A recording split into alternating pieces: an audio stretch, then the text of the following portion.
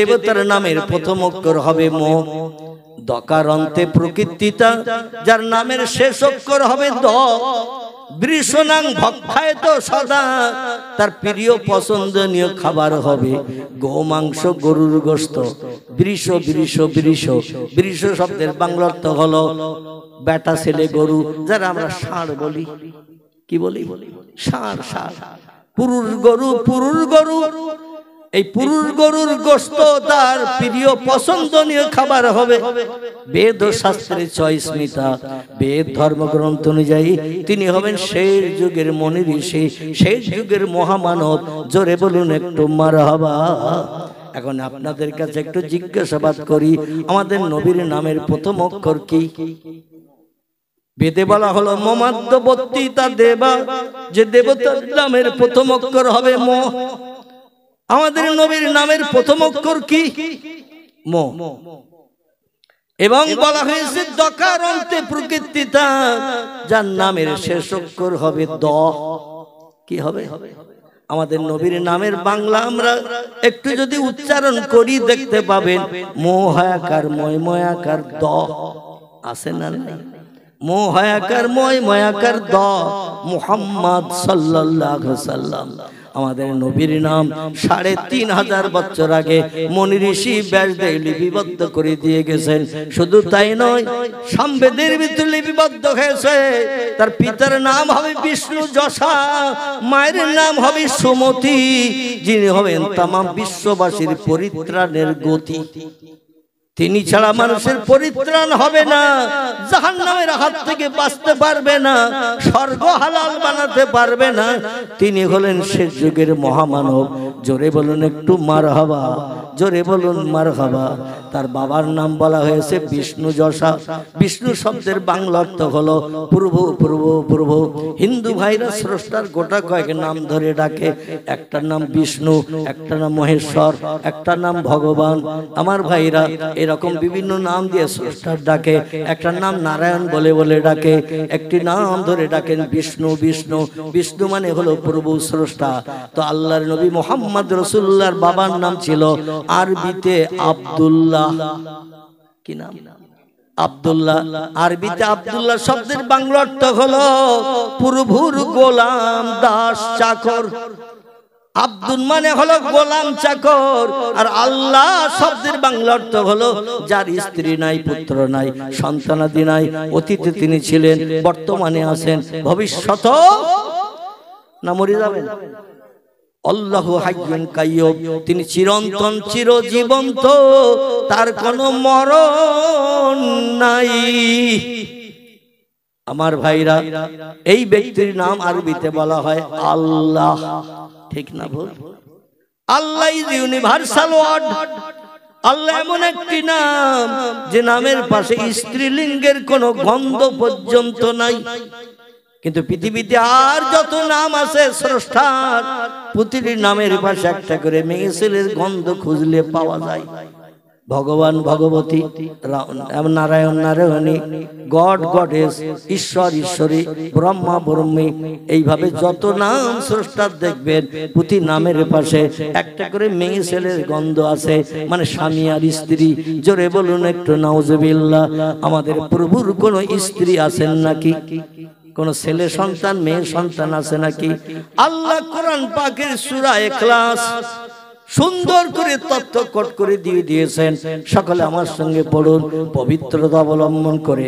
কোন ব্যক্তি যদি 3 বার বিসমিল্লাহ সহ সূরা ইখলাস পাঠ করে, আল্লাহ পাক টোটাল 1 খতম কোরআন তেলাওয়াতের সওয়াব তার নামাওয়ালে থলিতে লিপিবদ্ধ করে। কোরআন শরীফ শুরু থেকে শেষ পর্যন্ত পড়ে খতম করতে গেলে তখন হাফেজের সময় লাগে 6.5 থেকে 7 ঘন্টার মতো। কতটা বললাম? তখন হাফেজ ও নিচে পড়বে মৌপকার ডানার মতো গুনগুন করে, পাশে কেউ শুনলে বুঝতে পারবে না কোথায় কোন পাড়ায় কোন সূরায় পড়ছে। ও নিজের শেষ করার চিন্তা ভাবনা নিয়ে গুনগুন করে পড়তে শুরু করেছে, পাশের লোক কেউ বুঝতে পারবে না, এবং হেফজ লাগবে তার তোখড়। এই তোখড় হাফেজ কোরআন শেষ করতে গেলে পড়া সময় লাগবে 6.5 থেকে 7 ঘন্টা। আল্লাহ বলেন অত সময় দিয়ে আমার কোরআন তিলাওয়াত করে শেষ করে, আমার কোরআন তিলাওয়াতের খতম করে সব নিতে তোমাদের কষ্ট হবে। আমার জীবনের পরিচয়, আমি তোমাদের মালিক, আমার পরিচয় চিঠি তোমাদের মগজ ধলাই করার জন্য একটি সূরার নাম কোট করেছি। সূরাটির নাম হলো সূরাতুল ইখলাস। এই সূরা ইখলাস সকলে একটু আমার সঙ্গে পড়ুন। কুল হুয়াল্লাহু আহাদ আল্লাহুস সামাদ লাম ইয়ালিদ ওয়া লাম ইউলাদ ওয়া লাম ইয়াকুল লাহু কুফুয়ান আহাদ। জোরে বলুন আল্লাহু আকবার। কত সময় লাগলো পড়তে? 8 ঘন্টা। আমার ভাইরা, কুল হুয়াল্লাহু আহাদ আল্লাহুস সামাদ লাম ইয়ালিদ ওয়া লাম ইউলাদ ওয়া লাম ইয়াকুল লাহু কুফুয়ান আহাদ। এই সূরা 3টে বার যদি কোনো ব্যক্তি পাঠ করে, আল্লাহ পাক তার নাম আমলের থলিতে এক খতম কোরআন তিলাওয়াতের সব লিপিবদ্ধ করে দেন। নবী মুহাম্মদ রাসূলুল্লাহ বলছেন, আনা মদিনাতুল ইলমে ওয়া আলিউন বাবুহা। ও আমার সাহাবারা, আমি একটি তত্ত্ব মসজিদে নববীতে আসরের নামাজ অন্তে তোমাদের কাছে দেব। আমার তত্ত্ব ওয়াজটা কি তোমরা শুনবে? সাহাবীরা বলে, না ইয়া রাসূলুল্লাহ, আপনার মুখে তত্ত্ব শুনবো না, থেকে পাগল ছাগলের মুখে তত্ত্ব শুনবো, মূর্খ অযোগ্য ব্যক্তির মুখে শুনবো, সেটা আমাদের কোনো কাজে আসবে না। আপনি হলেন বিশ্বের সেরা জ্ঞানী এবং সেরা আলেম। আপনার তত্ত্ব শুনে বাস্তব জীবনে রূপদান করব, সত্য বিশ্বাস করব। জোরে বলুন একটু সুবহানাল্লাহ। পয়গম্বর মুহাম্মদ রাসূলুল্লাহ বললেন, আমি হলাম, ও সাহাবীরা, আনা মদিনাতুল ইলমে, আমি হলাম ইলমের শহর, আমি হলাম জ্ঞানের শহর। ও আলিউন বাবুহা, আলী হলো সেই শহরের দরজা। জোরে বলুন একটু সুবহানাল্লাহ। যত ইলম পৃথিবীতে আল্লাহ দান করেছেন মানুষের ব্রেন মগজ সাফ করার জন্য, সেই ইলমের শহর হলাম আমি। আমার উপরে জ্ঞানী পৃথিবীতে আর কেউ নাই। আর ওই শহরের দরজা হলো হযরতে আলী। শহরে ঢুকতে গেলে যদি প্রাচীর দিয়ে ঘেরা থাকে, দেখবেন এক জায়গায় দরজা থাকে, যেমন জেলখানায় আছে না নাই? জেলখানা শত শত মানুষ তার ভিতরে আসামি হিসাবে থাকে, আর আপনজন দেখতে আসে, একটা দরজা আছে না নাই জেলখানায়? এই বসিরহাটে যেতে হবে, একটু বেশি দূরে যাওয়ার দরকার নাই। বসিরহাটে জেলখানা আছে না নাই? একটা দিকে পশ্চিম দিকে দরজা আছে না মাসপজিশনের কাছে? আপনজন যখন আপনজনকে দেখতে যায়, দরজার পাশে তার আনা হয়, কিছু পয়সার বিনিময়ে দরওয়ানেরা ওখানে ব্যবসা করে, কিছু পয়সার বিনিময়ে আপনজনকে ডেকে নিয়ে দেখায়। নবী বলছেন, শোনো, ইলমের শহরে যদি ঢুকতে চাও, আমার আলী হলো সেই শহরের দরজা। আলীর জ্ঞান প্রত্যেকটি ব্যক্তির প্রয়োজন দরকার হবে। আলীকে আল্লাহ এত জ্ঞান দিয়েছিলেন, আলী একদিন সাহাবাদের সামনে মসজিদে নববীতে বলছেন, আল্লাহর পয়গম্বর মুহাম্মদ রাসূলুল্লাহ থেকে আমার দাম এক জায়গায় বেশি। জোরে বলা যাবে না একটু সুবহানাল্লাহ? মগজের দুশ্চিন্তা ঢুকছে তাই সুবহানাল্লাহ বলতে চাচ্ছেন না। আলী বলছেন, পয়গম্বর মুহাম্মদ রাসূলুল্লাহ থেকে আমার মর্যাদা, দাম, সম্মান এক জায়গায় বেশি।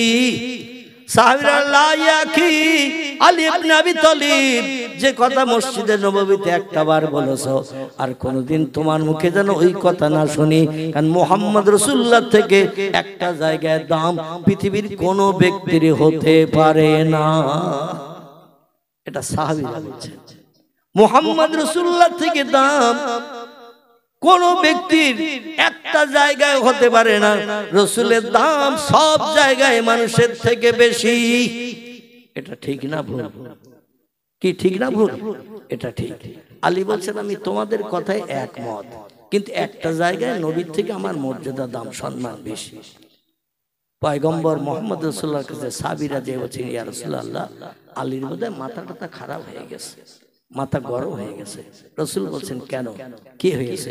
বলে আলী এমন একটা তথ্য দিয়েছেন, মসজিদে নববীতে আবু বকর, ওমর, ওসমান, আব্দুর রহমান বিন আউফ, জুবাইর বিন আওয়াম, সাদ বিন আবি ওয়াক্কাস, হযরত তালহা, এমন করে আবি হুরায়রা রাদিয়াল্লাহু, বিখ্যাত বিখ্যাত সাহাবী যারা, সাদ বিন মুআজ রাদিয়াল্লাহু, বিখ্যাত বিখ্যাত সাহাবীরা থ হয়ে গেছে আলীর একটা মন্তব্য শুনে, কেউ মেনে নিতে পারেনি।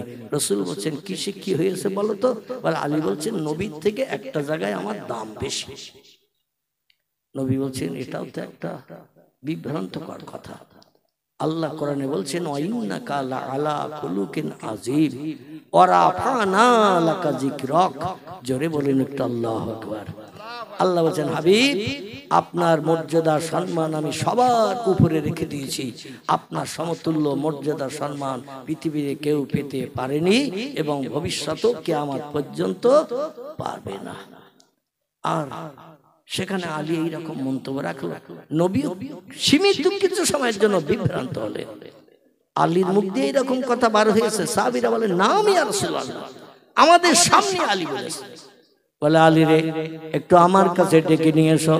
মানা আমার কাছে আলীকে একটু ডেকে নিয়ে এসো। আলীকে বলা হলো আল্লাহর পয়গম্বর, তোমার শ্বশুর মশাই, তোমার শ্বশুর আব্বাজান আব্দুল্লাহর বেটা মুহাম্মদ রাসূলুল্লাহ তোমাকে ডেকে পাঠিয়েছেন। আলী বলছেন নবী যখন ডেকেছেন, নবীর ডাকে সাড়া দিতে হবে না? হবে না? সাড়া দিতে হবে। আল্লাহ বলছেন ও দুনিয়ার মানুষ, কুলিন কুনতুম তুহিব্বুনাল্লাহ, আমার ভালোবাসার পাত্র যদি হতে চাও, আমার ভালোবাসার আপন বান্দা যদি হতে চাও, তাহলে আমার পয়গম্বর মুহাম্মদ রাসূলুল্লাহ ফাত্তাবিউনি, নবীর আদর্শের অনুসরণ করো, ইত্তেবা করো, নবীকে ভালোবাসো, নবীকে মহব্বত করো। নবীরে যদি ভালোবাসতে পারো, নবীরে মহব্বত করতে পারো, নবীর ইত্তেবা অনুসরণ করতে পারো, তাহলে ইউহিব্বুকুমুল্লাহ ওয়া ইউহিব্বুকুমুল্লাহ। আল্লাহ বলেন আমি তোমাদের এমনি এমনি ভালোবাসবো। আমার নবীরে ভালোবাসলে, আমার নবীরে ভালোবাসলে আমি আল্লাহ এমনি এমনি তোমাদের ভালোবাসবো। এখানেই ক্ষান্ত নই, আমার নবীরে ভালোবাসলে আর কি লাভ হবে শোনো, ওয়ায়াগফির লাকুম যুনুবাকুম, আমার নবীরে ভালোবাসার কারণে তোমাদের সারা জীবনের গুনাহ আমি মাফ করে বেগুনাহ বানিয়ে দেব। সারা জীবনের গুনাহ আমি মাফ করে আমি তোমাদের বেগুনাহ বানিয়ে দেব। আল্লাহু গফুরুর রহিম, আমি আল্লাহ হলাম দয়াশীল, আমি হলাম ক্ষমাশীল। আমি আল্লাহ বান্দাদের জীবনের অপরাধগুলো সব ধুয়ে মুছে সাফ করে বেগুনাহ মাসুম বানিয়ে দেব। নবীর যদি ভালোবাসতে পারো, নবীর ইত্তেবা অনুসরণ করতে পারো, নবীর মতো মাথায় যদি টুপি দিতে পারো, নবীর মতো মুখে যদি দাড়ি রাখতে পারো, নবীর মতো গায়ে যদি লম্বা জামা পরিধান করতে পারো, হাটে মাঠে পথে রাস্তাঘাটে, জামারে বাড়ি শ্বশুর বাড়ি যেখানেই যাও না কেন নবী সুন্নতের পায়রবি করে যদি যাও, আল্লাহ নবী বলছেন কানা মাই ফিল জান্নাহ, সেই লোকটার আমি আল্লাহর বেহেশতের ভিতরে এক জায়গায় বসে বসে সুখ ভোগ করব। নবীর সঙ্গে এক জায়গায় জান্নাতে সুখ ভোগ করা, এটা কি চারটে খালি ব্যাপার? নবী বলছেন কানা মাই ফিল জান্নাহ, আমার মতো মাথায় যদি কেউ টুপি দেয়, আমার মতো যদি মুখে কেউ দাড়ি রাখে, আমার মতো হাঁটুর নিচে লম্বা জামা পরিধান করে নবী সুন্নতের পায়রবি করে, নবীকে যদি ভালোবাসে, তবে শুধু মসজিদে যাওয়ার সময় নয়, হাঁটে যাবে মাথায় টুপি থাকবে, মুখে দাড়ি থাকবে, মাঠে যাবে মাথায় টুপি থাকবে, দাড়ি থাকবে, গায়ে লম্বা জামা থাকবে, ব্যবসা করতে যাবে মাথায় টুপি থাকবে, দাড়ি থাকবে, লম্বা জামা থাকবে, জামার বাড়ি যাবে সেখানেও টুপি থাকবে, দাড়ি থাকবে, লম্বা জামা থাকবে, শ্বশুর বাড়ি যাবে সেখানেও টুপি থাকবে, লম্বা দাড়ি থাকবে, লম্বা জামা হাঁটুর নিচে থাকবে, কোন জায়গায় বাদ যাবে না। জোরে বলুন সুবহানাল্লাহ। আমরা শুধু নবীরে খুঁজি, শুক্রবারের দিন মসজিদে যেতে হবে, তাই ঠিক বললাম না? শুক্রবারের দিন মসজিদে যেতে হবে, তাই একটু টুপির খোঁজ করি। আর যদি বাপ মা মরিয়ে যায়, তো কালো মাথা নিয়ে কি করে মায়ের জন্য দোয়া করতে জানাজা পড়তে যাব, তখন একটু বসকার দিকে টিকে এখানে টুপি খুঁজি। এ ঠিক বললাম না বললাম? শেষ পর্যন্ত টুপি খুঁজে যদি না পাওয়া যায় তো পকেটে হাত দিয়ে নাকের পোটা, শিকনি মশা, থুতু মশা, এটাও মশা, রুমালটা পকেট থেকে বার করে মাথা ঢেকে কানে গুজে দিয়ে আল্লাহু আকবার। ঠিক বললাম না ভুল বললাম? ইমামের সঙ্গে ইক্তেদা করলাম। ইক্তেদাইত বিহাজাল ইমাম। ইমাম সাহেব, তুমি তো সবসময় টুপি মাথায় দিয়ে থাকো, হঠাৎ মা মারা যাবে গত রাত্রি, এ তো আমি জানতে পারিনি। যদি জানতে পারতাম তো টুপি আগে খুঁজে রাখতাম। তাড়াতাড়ি বেলা 10টায় জানাজা, আসরের নামাজ বাদ জানাজা, এজন্য টুপি পাই নাই বলে পকেটে রুমাল ছিল, বার করে কালো মাথাটা ঢেকে কানে গুজে দিয়ে আল্লাহু আকবার করলাম। এদিকে অবশ্য এরকম হয় না, রুমাল কেউ মাথায় দেয় না। এ দেয়, এখন দেয়।